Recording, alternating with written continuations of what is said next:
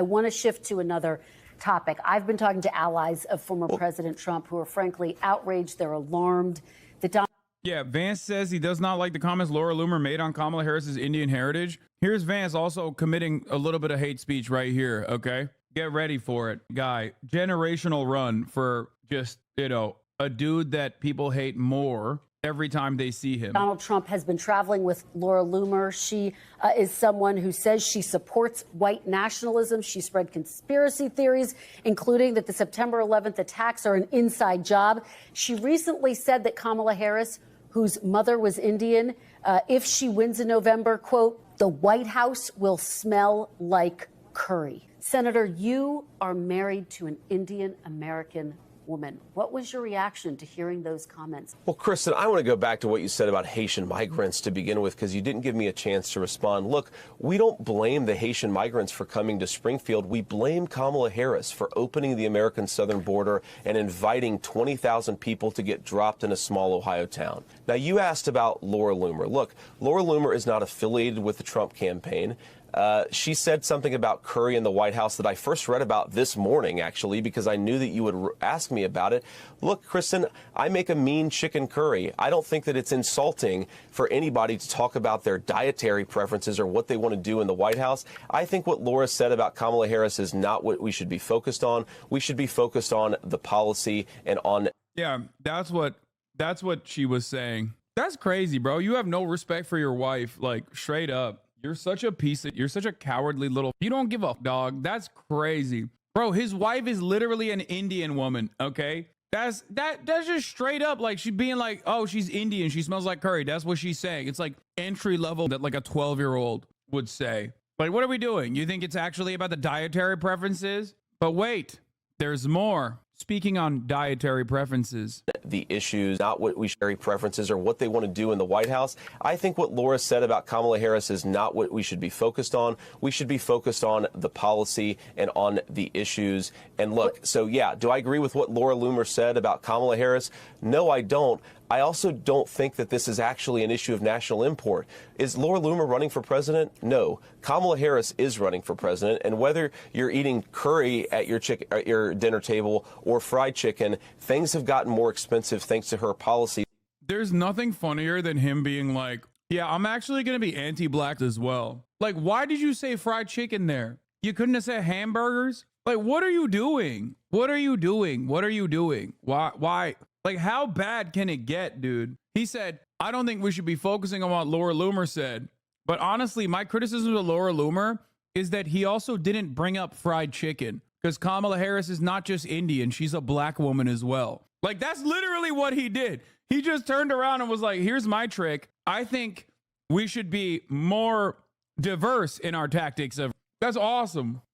Let's talk about the person running for president of the United States, not a social media personality who supports Donald Trump. Senator, were you and your wife offended? And do you disavow those comments that even some Trump allies say are blatantly? Kristen, I just told you I don't like those comments, and I think that we ought to be focused on Kamala Harris's policy failures. I also don't look at the. She didn't even say nothing about the fried chicken comment. She would have moved on. JD Vance recently topped this performance, if we can believe that. Wait, what? No way. There's no way he topped that last performance. Kamala Harris has been chaos all over the world. She can't answer a single question without sounding like a whatever. And she's had this. Hello? By the way. What the fuck's he saying? What is this man on, bro? He drank the dumbass juice. Like, every time he's on camera, it is alarming how bad he is at his job. Alarming. Libs of TikTok spreads falsehood about Haitian immigrants in Pennsylvania. A Republican state senator who's a fan of Libs of TikTok is like, hey, that's my region. What you're saying is not true. With close to 500 patriots in the state of Michigan in this building right now and outside, I'd like to see an assassin try to come in this room. They come to the wrong place if you try to walk into this place right now. By the way, with close to 500 patriots in the state of Michigan in this building right now and outside, I'd like. This is so funny, bro. He's so lame that even like psychos who want to make a name for themselves give enough of a to him or attempt to him. Like, ain't nobody trying to you, little bro. It's not happening, okay? Stop begging for it. He's like, come on, please, please, please, please. It'd be so sick. That's crazy. When you're such a loser that people don't even care enough to trying you. Also, if somebody tried to him, or if somebody successfully, Trump would celebrate. Try to come in this room. They come the wrong. Trump would literally celebrate if somebody tried to. If he actually was, he would be like, "Oh, thank God, dude. Thank God, I made a mistake." Also, here's Donald Trump. The Democrats say, please don't call them animals. They're humans. I said, no, they're not. They're animals. The Democrats say, please don't call them animals. They're humans. I said, no, they're not. They're animals. The Democrats say, please don't call them animals. They're humans. I said, no, they're not. The hate is going to get so much worse, by the way. You said this, quote, Trump makes people I care about afraid, immigrants, Muslims, etc. Because of this, I find him reprehensible. God wants better of us. This week in Springfield, buildings were closed because of threats. Haitian immigrants say they are afraid for their lives. Are you now doing the very thing you once called reprehensible, Senator? Well, first of all, Kristen, we condemn all acts of violence and all threats of violence. But, Kristen, the reason that I changed my mind on Donald Trump is actually perfectly highlighted by what's going on in Springfield, because the media and the Kamala Harris campaign, they've been calling the residents of Springfield. They've been lying about them. They've been saying that they make up these reports of migrants eating geese, and they completely ignore the public health disaster that is unfolding in Springfield at this very minute. Senator, what about the Haitian immigrants who say... I mean, the media's not calling the Springfielders racist. They're calling you. They probably should call the Springfielders. I mean, it's probably better that they're not calling the Springfielders, because Americans get really touchy about that sort of thing. Like, you'll have a dude, you know, reciting their new copy of Mein Kampf, and you'll be like, hey, man, what are you, a Nazi? They'll be like, whoa, whoa, whoa, whoa, whoa. How dare you? Excuse me? I'm simply reading the prominent works of a German author. I'm a goddamn patriot, ma'am. Nothing funnier than just like objectively white people in America getting so ass mad when you call them. It's just xenophobia and bigotry. How scared are Haitian immigrants in Springfield after former President? They are scared for their lives. Some of them are asking me, even yesterday I got a friend calling me asking me if he has to leave because he's scared for his life. So another friend told me that it seems that he would have had some family coming to visit him, but it seems that he gonna welcome them in Columbus or Dayton, because it is not safe right now for him in Springfield to welcome his family here. What do you make of these claims? What does it feel like to hear politicians make these false accusations? It's very shocking and sad at the same time, especially coming from people seeking the high office of our land, high-ranking people. I think they should do better. They have everything at their disposal to check the veracity of anything that they hear. They say that they are high-educated people who attended great university. I mean, they know how to check something to see the veracity of it.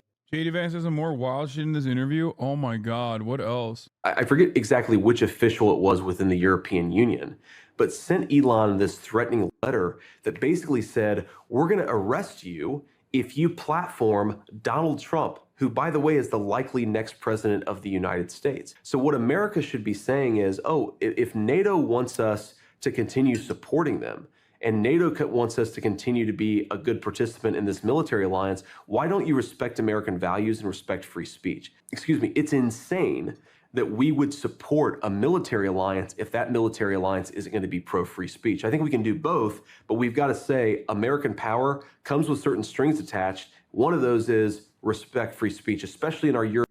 He's like, no, you have to let people say and do hate. Like, you literally, it's not even just about like American free speech. You have to be able to openly sig heil in Germany if you want our support. Now, of course, that's really stupid for him to say, because like, obviously our loyalty to NATO goes above and beyond and far beyond whatever like either party is saying at any given moment. You know, as you know, there is always bipartisan support for American imperialism, and NATO, of course, is one of the most consequential vectors of said imperialism. Was it even NATO? He said EU? No, he's talking about NATO. You are an L. Shut the up. Oh, hell yeah. We got some Republicans in the chat. Imagine having to defend this guy. European allies. Like, look, I'm not going to go to some backwoods country and tell them how to live their lives, but European countries should theoretically share American values, especially about some very basic things like free speech. The leader, I forget exactly which official it was within the European Union, but sent That's awesome. Donald Trump believes, Kristen, let me finish this point, Kristen, and feel free to follow up. Donald Trump is the only person who brought Springfield to national attention, and is the only president who's going to fight for the residents, not just their right to live. What's really funny is Donald Trump brought Springfield to national attention, and also now they're getting threats. It's kind of wild that he's just like saying, this little town that sucks and I hate them, even though they're my constituents and I haven't served them well, is now in prominent display of the entire American Nazi movement. And now they're just getting consistent threats. Why? Because I fabricated stories about the Haitian migrants there, you know, in an effort to get people to pay attention. What did they do after they started paying attention? Threats. Safely in their communities, but for their right to complain about what's going on in their own community. I think it's disgraceful that Kamala Harris has heard these complaints, has decided to call people instead of actually trying to make their lives better by undoing her open border. But I know you had a question. Well, and Senator, again, because we're almost out of time, but Haitian immigrants are saying they're afraid for their lives. I want to shift to another topic. I've been talking to allies of former President Trump who are frankly 20 in place. What I hear you're saying is Obamacare stays in place. Let me move to another topic. There was a lot of attention, as you know, this week on former President Trump's baseless claims about migrants eating pets in Springfield, Ohio, claims you first shared online, Senator, earlier this week. Local authorities now say there have been no credible reports of migrants hurting pets or animals. And in fact, neo-Nazis are now taking credit, frankly, for pushing these rumors mainstream. Why are you continuing to double and triple down on these baseless claims? Well, two important points here, Kristen. First of all, I have heard firsthand from It's like two important points. One, those neo-Nazis are my constituents. Two, weirdly enough, those Haitians are not my constituents, even though they technically are. Two important points. Have you considered that I'm a Nazi? multiple constituents, people who made 911 calls a month ago, a year ago, who were making these complaints. I trust my constituents more than I do the American media that has shown no interest in what's happened in Springfield until we started sharing cat memes on the internet, which is disgraceful that the American media ignored this town. And that's the most important part. Bro, you're the senator of Ohio. Like, Springfield being in a state of disrepair is like directly your fault. It's so weird. Like, how are people just acting like he's not the senator? Like, he is not. Dog, you are not some random guy. You are the senator, dude. Like, beyond the goddamn mayor, okay, and the governor, you're like the third responsible guy, okay? You and the representative representing whatever district it lands on are the guys who are responsible at the federal level to bring back funds to Springfield. It just doesn't make any sense. Like, how are you just openly on your own state? Why is nobody asking this question? Like, are you talking about Kamala Harris being the border czar? Okay. And that's valid. I mean, the arguments that you're launching against Kamala Harris are invalid, or the arguments against immigration are invalid. But using that, saying that, like, she's the border czar, she's responsible for the problems that I perceive of immigration, like, okay, well then you're the czar of Springfield, dog. You're the Ohio czar. Except you're not the Ohio czar, you're the Ohio senator, the term we actually use. You were voted. You're voted into power. Kamala Harris's open border, Kristen, has led to us in Springfield, rising rates of communicable diseases. They have dropped 20,000 immigrants into a town of 40,000, and it's caused a host of social problems. And we should be talking about why Kamala Harris has done this to this small town, and the media and the Democrats ignored it for an entire year. Kristen, I was talking about this on the Senate Banking Committee months ago. Nobody would pay attention to it until we started. The other question I would ask is, it's your state. You're lying about them spreading communicable diseases. It's like insanely that you're saying that. But also beyond that, it didn't seem like you had an issue with bringing in migrants from other states into your project that you launched in Appalachia, the startup farm project that you launched, just like you didn't have a problem underpaying the employees at the time, and then also replacing them with migrant help. So which is it? Like, what's going on here? Because in your personal life, you have done this. You've done the thing that you're complaining about in Springfield. And especially in Springfield, there was a need for extra hands. There was a need for help. That's why the Haitians went there.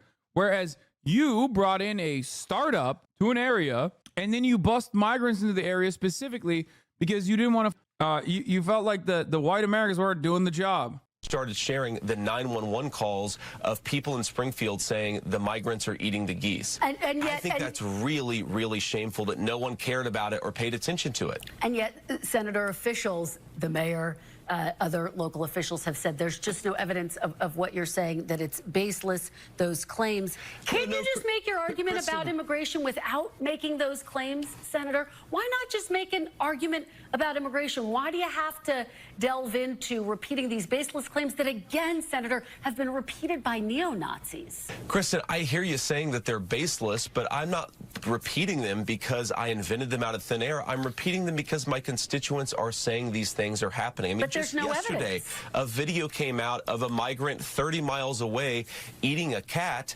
Clearly, these rumors are out. I like that he just like quintuples down with more fake. He's like, no, dog, that's not a real thing that happened. You saw a video, and because you're so goddamn, you went with, well, and also fully aware that no one will actually care in your constituents. I hate this shit so much, dude. They're such ginormous pieces of... The worst part about it is that, like, this is a solid thing to do for immigration. There are so many parts of this country that are in a state of utter disrepair. And, like, the real goal should be integration programs and, like, allowing a lot of these migrants to go there and, like, revitalize these towns. It is a success story every time it happens. There's not a single instance where, like, migrants came in to a state or a city and then that city went to... It's actually capitalists that leave the town behind that turned this into a state of disrepair. That's why there's so many forgotten ghost towns in this goddamn country. And then migrants come in, and then they work the jobs, and there's, you know, they are the necessary labor force. And then the town starts increasing its taxable revenue, which is exactly what happened in Springfield. 33% increase in taxable revenue in Springfield, Ohio, year over year. Okay.